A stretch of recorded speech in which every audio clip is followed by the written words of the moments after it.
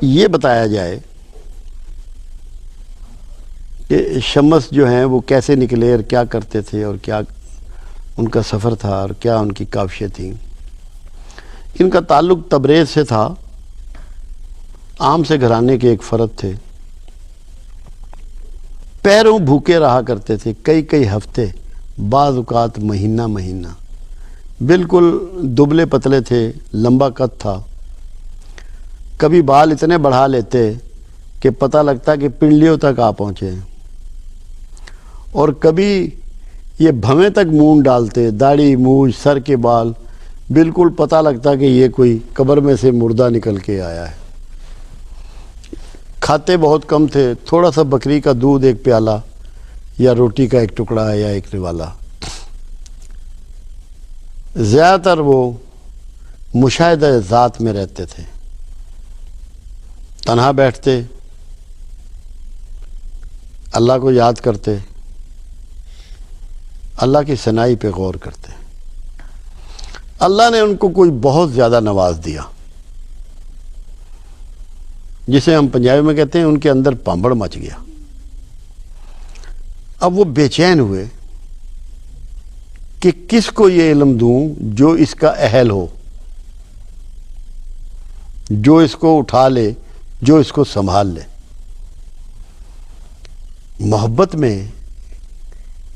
محبت کے قوانین میں جو سب سے بنیادی چیز ہے وہ تقسیم کرنا ہے، بانٹنا ہے، ڈیلیور کرنا ہے، دینا ہے، لٹانا ہے، چھپانا نہیں ہے، رکھنا نہیں ہے۔ یہ ان کو بے چین رکھتا تھا، ہر لمحے سوتے نہیں تھے کہ جو مجھے مل گیا ہے اس کا حقدار بھی مل جائے، جس کو میں یہ ڈیلیور کر دوں۔ محبت کا تقاضا یہ ہے کہ وہ بے چین پھرتی ہے بانٹنے کے لیے۔ آپ دیکھیں کہ جب ماں کے تھنوں میں دودھ آ جاتا ہے تو کس طرح بے چین ہوتی ہے بچے کو دودھ پلانے کے لیے۔ اس کو تو کچھ نہیں مل رہا ہوتا، اس کی مامتا کو تسکین مل رہی ہوتی ہے۔ تو صوفی کو جب ایسا گیان، ایسا علم، ایسا نور، ایسی واردات قلبی نصیب ہو جاتی ہے تو اس کے اندر بے چینی بھی وارد ہو جاتی ہے کہ اب میں اس کو بانٹوں، تقسیم کروں، کسی کو دے ڈالوں۔ وہ پھرتے تھے سرگرداں، ہر شعبہ ہائے زندگی کے لوگوں کے پاس جاتے تھے، سرکاری عہدے والوں کے پاس جاتے، کاروباری لوگوں والوں کے پاس جاتے، ٹھیلا چلانے والے کے پاس جاتے، تعلیم دینے والے استادوں کے پاس جاتے، منڈی میں روزگار کرنے والے، سبزی بیچنے والے کے پاس جاتے کہ خدا جانے کہاں اس کا کوئی حقدار بیٹھا ہو تو میں اس کے یہ حوالے کروں، وہ علم اس کو گرانٹ کر دوں۔ تبریز میں ان کو کوئی ملا نہیں۔ ان کو کسی نے بتایا کہ آج کے زمانے کے جتنے بڑے صوفی ہیں یا جتنے بڑے ایسے لوگ ہیں جو جستجو خداوند میں لگے ہوئے ہیں، جو معرفت کے سفر میں ہیں، وہ بغداد میں ہوتے ہیں۔ بغداد ہمیشہ سے اس کا گہوارہ رہا ہے۔ اب یہ کہانی 750 سال پہلے کی ہے، آج کی نہیں ہے۔ تو وہ بغداد جا پہنچے، وہاں انہوں نے بہت وقت گزارا، جتنی خانقاہیں تھیں بغداد میں سب پہ حاضری دی، سب کے ہاں دیکھا، مگر ان کی بے چین روح کو قرار نہیں ملا، اور کوئی ایسا بندہ میسر نہیں آیا جو یہ سمجھتے کہ یہ اس چیز کو سنبھال لے گا۔ ورنہ ہماری تو حالت یہ ہوتی ہے کہ کوئی تھوڑی بہت خبر اگر خواب میں بھی مل جائے تو ہم بے چین ہوتے ہیں کہ اس کو کیسے تشدد بام کریں، پورے زمانے کو اس کو بتاتے پھریں تاکہ ہماری لوگ تعریف کریں کہ یار یہ تو بندہ بڑا پہنچا ہوا ہے، تو اس کو تو یہ خبریں مل جاتی ہیں۔ تو وہ ایسے کسی آدمی کے حوالے بات نہیں کرنا چاہتے تھے، کیونکہ ان کو تو یہ تھا کہ اتنا اہل ہو جو اس کو ملٹی پلائی کر کے آنے والے زمانے تک کو پھیلا دے، اس کو بکھیر دے۔ وہاں تک وہ رہے، اسی حال میں رہے، لوگوں کو ملتے رہے، آتے رہے، طائفوں کے پاس گئے، چوروں کے پاس گئے، گداگروں کے پاس گئے، لٹیرے ڈاکوؤں کے پاس، مطلب کوئی شعبہ زندگی ایسا نہیں تھا جہاں شمس علیہ تبریز علیہ رحمہ نہ پہنچے ہوں، مگر کامیاب نہیں ہوئے۔ پھر کسی نے بتایا کہ شام میں ایسے لوگ ہیں، کیونکہ شام ایک ایسی جگہ ہے جہاں مہدی علیہ السلام نے اترنا ہے، اس کی بڑا توقیر ہے، اس کے بڑا تقدس ہے، جہاں پہ عیسیٰ علیہ السلام نے اترنا ہے، مہدی کا ظہور وہاں ہوگا، عیسیٰ علیہ السلام کا نزول ہوگا، تو وہاں بڑے مقتدر لوگ ہیں، روحانی طور پہ بڑے زیرک لوگ وہاں پائے جاتے ہیں۔ پھر شام چلے گئے۔ آپ جستجو دیکھیے، ڈیلیور کرنے کی بے چینی دیکھیے، کس میں ہے اتنی تپش کہ وہ جو نالج اس کو مل گیا ہے، جو نور اس کو مل گیا ہے، جو گیان اس کو مل گیا ہے، اس کو اس کے حقدار تک پہنچانا ہے۔ شام میں رہے، وہاں لوگوں سے ملتے رہے، ان کے مضافات میں لوگوں سے ملتے رہے۔ پھر وہاں انہیں کسی نے بتایا، وہ بھی روحانی شخص تھے، کہ اس کا جو تمہارے پاس حقدار ہے یہ جلال الدین رومی ہے، جو کہ کونیا میں ہوتا ہے، ترکی میں۔ پھر وہ ترکی پہنچے، کچھ عرصہ وہاں رہتے رہے، دیکھتے تھے جلال الدین رومی علیہ رحمہ جب اپنی مسجد میں خطاب کے لیے آتے تھے جمعے کو، تو بازاروں میں گزرنا مشکل ہو جاتا تھا، اتنی مخلوق ہوتی تھی، اتنا احترام تھا، اتنی عزت تھی کہ لوگوں کا کاروبار معطل ہو جاتا تھا۔ لوگ 4 5 گھنٹے پہلے آ کر مسجد میں بیٹھ جاتے تھے کہ ایسا نہ ہو کہ ہمیں جگہ نہ ملے اور ہم مولانا رومی کی گفتگو سے محروم رہ جائیں۔ تو یہ وہاں جا پہنچے ان کی تلاش میں۔ تو مولانا روم جو ہے وہ گھوڑے پہ جایا کرتے تھے مسجد، سفید گھوڑا ہوتا تھا ان کا۔ تو یہ مسجد کبھی نہیں گئے، راستے میں بیٹھے انہیں آتے جاتے دیکھتے۔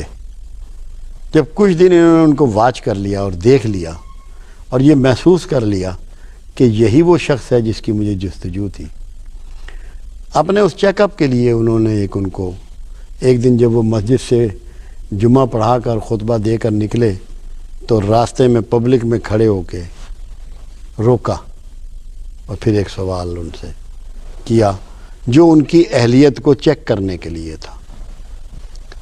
مولانا روم نے ان کی توقع کے عین مطابق جواب دیا۔ پھر شمس تبریز علیہ رحمہ نے یہ فیصلہ کر لیا کہ یہی وہ شخص ہے کہ جو میرے مقصود کو پورا کرے گا۔ اب دینا کیا تھا انہوں نے؟ کوئی سرمایہ تھا ان کے پاس، کوئی دولت تھی، کوئی کتابیں تھی، کیا تھا ان کے پاس؟ ایک بنیادی اصول اور قاعدہ تھا کہ اللہ سے محبت کیسے انجام دینی ہے، اللہ کے بندوں سے وہ محبت کیسے انجام دینی ہے، اللہ کے بندوں کو باہمی وہ محبت کیسے تقسیم کرنی ہے۔ اب یہ 3 چیزیں ہو گئیں، اللہ سے محبت کا اصول، اللہ کے بندوں سے محبت کا اصول، بندوں کا بندوں سے محبت کا اصول اور طریقہ۔ جتنے بھی میتھڈ آف لو اس میں آئیں گے، جو قوانین آئیں گے عشق کے، اس کو نام دیا گیا اردو میں 40 چراغ عشق کے، ان کی بیس محبت ہے۔ اور تمام صوفیزم، تمام تصوف، تمام پیروی رسول صلی اللہ علیہ وسلم محبت میں ہی چھپی ہوئی ہے۔ محبت سے باہر کوئی چیز، حدیث قدسی ہے کہ اللہ فرماتا ہے کہ میں چھپا ہوا خزانہ تھا، جب میں نے چاہا کہ میں پہچانا جاؤں تو میں نے تمہیں تخلیق کیا ایک ایسی مخلوق کو جو میری معرفت حاصل کر سکے، میرے بارے میں اچھے گمان کر سکے، مجھے پہچان سکے، مجھے جان سکے۔ اور کیا یہ محبت نہیں ہے کہ رحمت للعالمین کا دنیا میں بھیجے جانا محبت نہیں ہے؟ کیا کہہ کے بھیجا رحمت للعالمین؟ کہ کائنات کے ہر ذرے پر، ہر چیز پر آپ کی طرف سے رحمت ہی رحمت، برکت ہی برکت، محبت ہی محبت۔ اور کیا اللہ کے رسول نے ہمیں یہ ٹیچ کیا کہ ہم کسی سے نفرت کریں، کسی کو برا سمجھیں، برا جانیں؟ سرکار نے تو کمال کر دیا کہ دوسروں کے جھوٹے خدا کو بھی جھوٹا نہیں کہا۔ محبت اور رحمت کے پرتو کی انتہا ہے۔ وہ تقسیم جو کرنا چاہتے تھے آنے والے زمانوں میں، اب اس میں یہ دھمال بھی موجود ہوئی۔ جب ان کی ٹیچنگ شروع ہوئی تو سب سے پہلے تو جس کسی کو اپنا گرویدہ بنانا ہوتا ہے اس کو متاثر بھی کرنا ہوتا ہے، ورنہ شناخت ممکن نہیں رہتی۔ مولانا کے گھر میں آپ ٹھہرے ہوئے تھے، ان کا جو کمرہ خاص تھا جس میں ان کی کتابیں ہوتی تھی، جہاں وہ مطالعہ کرتے تھے، اپنی عبادت کرتے تھے، کتابیں لکھتے تھے، اپنے لیکچر تیار کرتے تھے، اسی میں شمس تبریز علیہ الرحمہ سوتے تھے، وہیں بیٹھتے تھے۔ دوران گفتگو کہ بہت زیادہ کوئی علمی مباحثہ جلال الدین رومی علیہ الرحمہ کر رہے تھے، کتابوں کے ریفرنس دے رہے تھے، تو ہر گھر میں اس زمانے میں تالاب ہوا کرتا تھا، چھوٹا تھا، جس سے لوگ نہاتے بھی تھے، پانی پیتے بھی تھے اور وضو بھی فرماتے تھے۔ تو شمس تبریز نے کتابیں اٹھا کے جلال الدین رومی کی تالاب میں، ان کے گھر کے تالاب میں ڈالنی شروع کر دی۔ ان کی چیخیں نکل گئیں۔ ان کا بیٹا عبد الرحمن پاس بیٹھا ہوا تھا، اس نے کہا برباد کر دیا اس نے میرے باپ کا سارا علم۔ تو وہ اسی تالاب میں اتر گئے اور پکڑ کے کتابیں باہر نکالنا شروع کر دی، جو کہ بالکل خشک تھی، ہاتھ سے لکھی ہوئی کتابیں تھیں، ان کی تحریر مٹ جانی چاہیے تھی، سیاہی بہہ جانی چاہیے تھی۔ رومی جو ہیں وہ تو شذر رہ گئے۔ اس نے کہا یہ کیا ہے؟ نے کہا یہ وہ علم ہے جو تو نہیں جانتا۔ وہاں سے رومی کی کایا جو ہے وہ پلٹ گئی کہ یہ معاملہ تو کچھ اور ہے۔ اب یہاں فرق بھی آ گیا عالم کا اور ایک درویش کا۔ عالم کتابوں کا محتاج ہوتا ہے اور اس کا سارا علم کتابوں کا مرہون منت ہوتا ہے، وہی اس کا کل سرمایہ ہوتا ہے، اسی میں اس کی چیزیں پنہا ہوتی ہیں۔ درویش کو اللہ مشاہدے سے گزارتا ہے، اس کا علم مشاہدوں پر بیس کرتا ہے۔ جیسا ابراہیم علیہ السلام نے اللہ سے کہا اے اللہ تو مجھے مشاہدہ کروا کہ تو کیسے زندہ کرے گا اور ہڈیوں کو کیسے بوسیدہ ہڈیوں کو جوڑے گا۔ وہاں کوئی کتاب نہیں تھی۔ اللہ نے کہا اچھا یہ 4 پرندے لے، انہیں اپنے ساتھ ہلا لے، مانوس کر لے، تاکہ تجھے یہ نہ ہو کہ کوئی اور پرندے اللہ نے بھیج دیے، اور پھر ان کے ٹکڑے ٹکڑے کر، قیمہ کر اور مختلف پہاڑوں پہ رکھ، اور پھر وہ دوڑتے ہوئے آئے۔ تو اس مشاہدے سے ابراہیم خلیل اللہ گزرے۔ تو مشاہدہ آپ کی کائنات کو بدل ڈالتا ہے۔ تو جب یہ کتابوں کا تجربہ مولانا روم کو ہوا تو اس دن ان کی کائنات تبدیل ہو گئی۔ وہ سوچنے پہ مجبور ہو گئے کہ علم میں یہ مجھ سے آگے ہے۔ بطور ایک عالم کے انہوں نے فتح کر لیا اس دن مولانا روم کو، اور پھر وہاں سے وہ ڈیلیوری شروع ہوئی کہ جس نے مولانا روم کو ناچنے پر مجبور کر دیا، اور وہ ناچ آج بھی ہو رہا ہے وہاں 7 بجے شام کو، جمعرات کو، ہر جمعرات کو ہوتا ہے۔ حالانکہ وہ ناچ بھی کیا تھا؟ جب اللہ مل جائے، محبوب مل جائے تو جوبلیشن ہوتی ہے، جھوم جاتا ہے، جس کو مل جائے وہ جھوم جاتا ہے۔ تو یہ اس کی نشاندہی ہو رہی تھی کہ اللہ انہیں مل گیا۔ وہ جھوم رہے تھے جیسے درخت جھومتے ہیں، جیسے آپ طواف کرتے ہیں، وہ مستی میں تھے، جھوم گئے۔ اور یہی شمس نے ان کو سکھایا کہ اگر تمہارا تعلق اللہ سے پیدا ہو جائے گا نہ تمہیں بھوک ستائے گی، نہ پیاس ستائے گی، نہ زمانہ ستائے گا، نہ بیماری ستائے گی، تم صرف بانٹنے والوں میں ہو جاؤ گے۔ علم بانٹو گے، محبتیں بانٹو گے۔ اس سے پہلے مولانا روم نے کبھی شاعری نہیں کی تھی، صرف عالم دین تھے۔ پھر دنیا کا کتنا بڑا شاعر ہوا وہ، مولانا روم کتنے بڑے شاعر ہوئے، مثنوی کتابیں ان کی بے شمار ہیں، مگر مثنوی کتنی مشہور ہوئی۔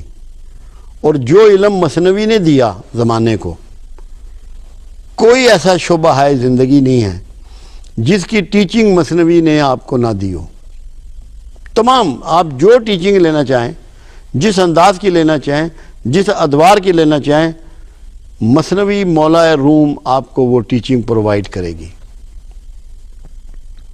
یہ شمس کا اعجاز تھا، یہ ان کی ڈیلیوری تھی۔